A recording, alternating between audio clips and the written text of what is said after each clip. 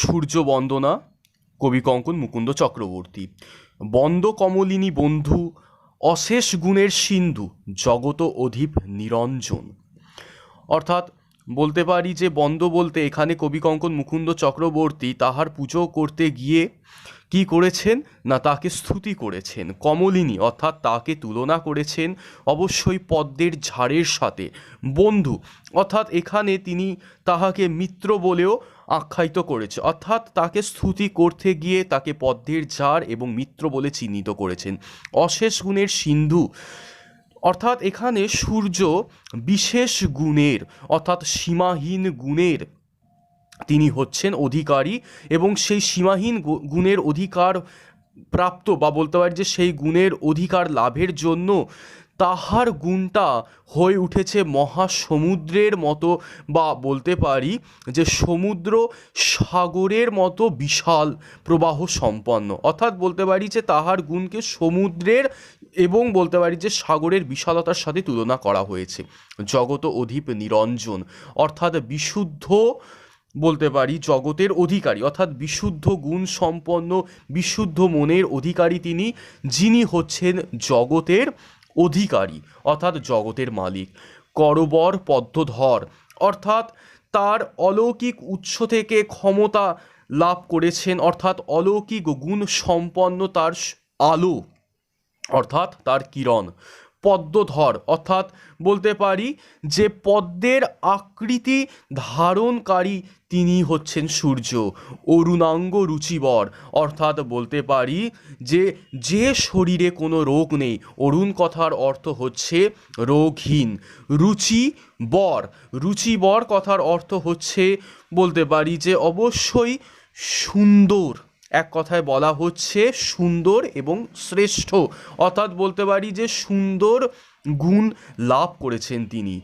দীপ্ত করে সকল ভুবন অর্থাৎ আলোকিত করছে সমস্ত জগৎ অর্থাৎ পৃথিবীকে তিনি তার আলোর দ্বারা আলোকিত করেছেন। করে ধরি মণিবর, আদিদেব রথপর, সপ্ত অশ্ব রথে নিয়োজিত। অর্থাৎ বলতে পারি যে করে ধরি মণিবর, এখানে মণি বলতে রত্নকে বোঝানো হয়েছে, আর ধরি বলতে পৃথিবী অর্থাৎ ধরিণী অর্থাৎ পৃথিবীকে বোঝানো হয়েছে। করে ধরি অর্থাৎ বলতে পারি যে পৃথিবীর রত্ন যিনি, তিনি হলেন শ্রেষ্ঠ অর্থাৎ সবার কাছে উত্তম।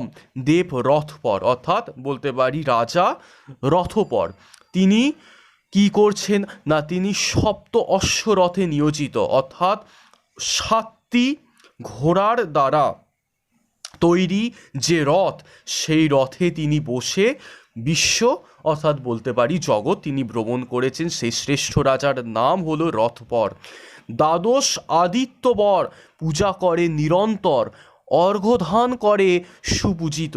অর্থাৎ এখানে দ্বাদশ আদিত্য বর বলতে বোঝানো হয়েছে কি না অদিতি, অদিতির একটি ঘটনা রয়েছে, বিস্তারিত এখন আলোচনা করতে পারবো না, এখানে সংক্ষেপে বলছি। আদিত্য বর বলতে অদিতির দ্বাদশ অর্থাৎ 12তম পুত্র হলেন সূর্য, পূজা করে নিরন্তন। এখানে পূজা করছেন কে না এখানে কবি পূজা করেন নিরন্তন অর্থাৎ সর্বদাই তাহার পুজো করছেন, তাহার সেবা করছেন। অর্ঘ্যদান করে স্বপূজিত অর্থাৎ যখন তাহার পুজো করছেন, যখন তাহার সেবা করছেন, তখন তিনি সেবা কিসের মাধ্যমে করছেন? অর্ঘ্যদান। অর্ঘ্য অর্থাৎ বলতে পারি যে ফুল চন্দনের দ্বারা তাহাকে সেবা করছে অর্থাৎ পুজো করছেন। মহাবান্ত নাশকারী, ছাইয়া সঙ্গী দুই নারী, কাশ্যপ স্বগোত্র ত্রিলোচন। শব্দটার অর্থটা কঠিন নয়, ঘুরিয়ে যদি বলি কাশ্যপ স্বগোত্র ত্রিলোচন মহাবান্ত নাশকারী, অর্থাৎ বলতে পারি যে কাশ্যপ এবং ত্রিলোচন বলতে মহাদেব, আর স্বগোত্রকে না মুনি ঋষিদের বংশধরকারী, যিনি কি করছেন না মোহ অর্থাৎ বলতে পারি যে কোনো জিনিসে আচ্ছন্ন হওয়ার বিষয়টিকে ধ্বংস করেন। ছাইয়া সঙ্গী দুই নারী অর্থাৎ নারীদের দ্বারা যে মোহ বা নারীদের দ্বারা যে সীমাবদ্ধতা তৈরি হয়, সেইটাকে তিনি সঙ্গে সঙ্গে কি করেন না তাহার সঙ্গে তিনি ধ্বংস করে দেন। অন্ধকুষ্ঠ ব্যাধি ভয় যে জন শরণ লয় তার দুঃখ হয় বিমোচন। কথাটার অর্থ কি? অর্থাৎ যে ব্যক্তি সাহসী, যে ব্যক্তি অন্ধকুষ্ঠী ব্যাধি ভয় শরীরের মধ্যে রাখে না, অর্থাৎ যে জন শরণ লয়, এখানে লয় বলতে সেই ছন্দের লয়ের কথা বলা হচ্ছে না, এখানে লয় বলতে প্রকৃত অর্থে নয় হবে, অর্থাৎ যে ব্যক্তি মাথায় কখনো ভয় রাখে না, হৃদয়ের মধ্যে তার কখনো ভয় থাকে না, তার মধ্যে কখনো দৃষ্টিহীনতা অর্থাৎ তার দৃষ্টি হারিয়ে যায় না এবং তাহার দেহের মধ্যে চামড়া বলতে পারি যে কখনোই নষ্ট হয় না। অর্থাৎ যে ব্যক্তি সর্বদা সাহসী হয়ে থাকে সেই ব্যক্তির হৃদয় থেকে কি বিমোচন হয় না, তাহার দুঃখ হয় বিমোচন, অর্থাৎ তার যে কষ্ট জ্বালা যন্ত্রণা সেটা থেকে তিনি মুক্তি পান, অর্থাৎ মুক্তহীন হয়ে যায়। যে ব্যক্তি সাহসী হয় সেই ব্যক্তির থেকে কি হয় না, সেই ব্যক্তির থেকে দুঃখ জ্বালা যন্ত্রণা মুক্ত হয়। দয়াবান দীনপতি 10 দিক দেহজ্যোতি অনুদিন সুমেরু ওপর, অর্থাৎ এখানে অর্থাৎ এখানে সূর্যকে, দীনপতি বলতে সূর্যকে, অর্থাৎ সূর্যকে কবি দয়াবান বলে চিহ্নিত করেছেন। প্রকৃত অর্থে তিনি দয়াবান, কেননা তাহার সূর্যের রশ্মি যদি আমাদের জগতে না পড়তো তাহলে সমস্ত কিছু ধ্বংস হয়ে যেত, সেই জন্য তিনি দয়া করছেন সর্বদা তাহার কিরণ আমাদের ওপর বর্ষণ করে। 10 দিক দেহজ্যোতি, অর্থাৎ 10 দিক থেকে, অর্থাৎ সর্বদা সব জায়গা থেকে তাহার হৃদয়ের বা তাহার অঙ্গ থেকে যে আলোটা বলতে পারি যে অবশ্যই প্রবাহিত হচ্ছে বা অবশ্যই প্রসারিত হচ্ছে আমাদের শরীরে, অম্বুদিন, এটা অম্বু লেখা আছে, অম্বুদিন সুমেরু ওপর, অর্থাৎ বলতে পারি মেঘের মতো তিনি উপবিষ্ট, অর্থাৎ মেঘের মতো তিনি বলতে পারি যে পাহাড়ের ওপর অধিষ্ঠান, অর্থাৎ পাহাড়ের ওপর তিনি সর্বদাই বিরাজ অর্থাৎ থেকেই গেছেন। ক্ষিতি পালনের তরে ফিরে প্রভু নিরন্তরে তৈলযন্ত্রে যেন বিষধর। ক্ষিতি বলতে এখানে বলা হচ্ছে মাটি, তো এখানে ঘুরিয়ে যদি বলি ফিরে প্রভু নিরন্তর, অর্থাৎ সর্বদাই আমাদের প্রভু অর্থাৎ সূর্য ফিরে আসেন কিসের জন্য না, ক্ষিতি অর্থাৎ বলতে পারি যে পৃথিবী মাটি, পালন বলতে এখানে রক্ষা, অর্থাৎ বলতে পারি যে পৃথিবী মাটি রক্ষার জন্যে প্রভু অর্থাৎ সূর্য সর্বদাই ফিরে আসেন এবং কিভাবে রক্ষা করেন না, তার আলো বিচ্ছুরণ করে।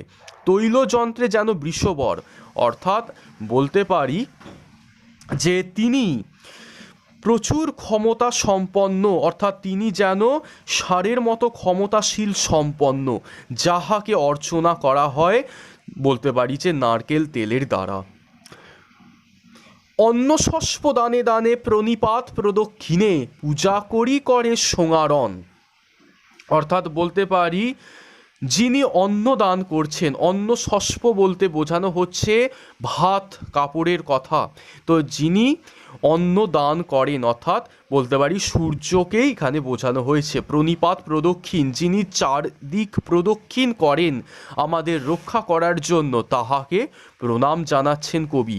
পূজা করি করে সোঙারণ, অর্থাৎ পূজা করছেন, অর্থাৎ করি বলতে এখানে কবিও করেন, করে কারা না, যে সমস্ত ব্যক্তিরা যুদ্ধের সাজ পোশাক পরে বা বলতে পারি যে যুদ্ধের পোশাক পরে যারা যুদ্ধের জন্য প্রস্তুত নেন যাতে সফল হতে পারেন, সেই জন্য তারাও বলতে পারি যে তাহার অর্চন অর্থাৎ সূর্য দেবের তারাও পুজো করেন। তব নাম দি অক্ষর জপ করে সেই নর সর্বত্রে রক্ষই সেই জন, কথাটা যদি ঘুরিয়ে বলি জপ করে যেই নর, অর্থাৎ যেই নর জপ করে অর্থাৎ যে মানুষ তাহার সেবা করে, তাহার পুজো করে, তব নাম দ্বি অক্ষর অর্থাৎ তাহার নাম দ্বি অক্ষর অর্থাৎ দুটি অক্ষর বিশিষ্ট তার নাম, অর্থাৎ এখানে সূর্য সর্বত্রে রক্ষই সেই জন, ঘুরিয়ে যদি কথাটা বলি সেই জন সর্বত্রে রক্ষে অর্থাৎ সেই ব্যক্তি সর্বদা রক্ষা পায়, অর্থাৎ এক কথায় যদি বলি যে ব্যক্তি তাহার স্তুতি অর্থাৎ তাহাকে প্রণাম করে, তাহার পুজো করে, তাহার অর্চনা করে, সেই ব্যক্তি সর্বদাই রক্ষা পায়। কোথা থেকে না বলতে পারি যে বিপদ আপদ থেকে রক্ষা পায়, মহামিশ্র ইত্যাদি, অর্থাৎ এখানে মহাবিশ্ব বলতে সূর্যকে বোঝানো হয়েছে, অর্থাৎ বিভিন্ন গুণ, বিভিন্ন শক্তির অধিকারী, সেই জন্য তাহার বিশালতা সর্বাধিক, সেই জন্য এখানে মহাবিশ্ব বলতে সূর্যকে বোঝানো হয়েছে। আশা করি এই আলোচনাটি ভালো লাগবে। এবং গণেশ বন্দনার কিছু কিছু অর্থ ছিল, সেই অর্থের মধ্যে বলতে পারি যে বিতর্ক সৃষ্টি হয়েছে, কেননা একটা শব্দের বিভিন্ন অর্থ সৃষ্টি হচ্ছে। তো সেটা আমি পরে আলোচনা করব, যদি আলোচনা না করতে পারি তাহার যে অর্থ সেটা আমি পিডিএফ করে দিয়ে দেবো।